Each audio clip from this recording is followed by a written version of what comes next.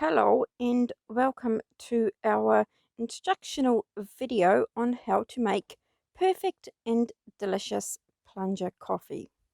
First, boil some water. While you're waiting for the water to boil, take the plunger, fill it up with plunger coffee powder between 1 and 2 fingers high. Then wait for the water to boil.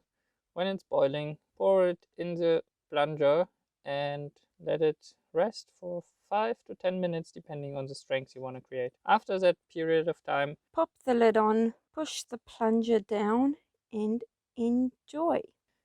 if you want to spice it up a bit, then you can buy one of these super cheap milk frothers. They're like $2.50 from Kmart. Take some milk, froth it before you dip in the coffee. So you have awesome milk foam and you save tons of money because you don't need to go to a cafe. Stay safe, everyone. Have fun with your perfect coffee. See ya. And of course, if you haven't already, like and subscribe our channel for more things about New Zealand. See ya.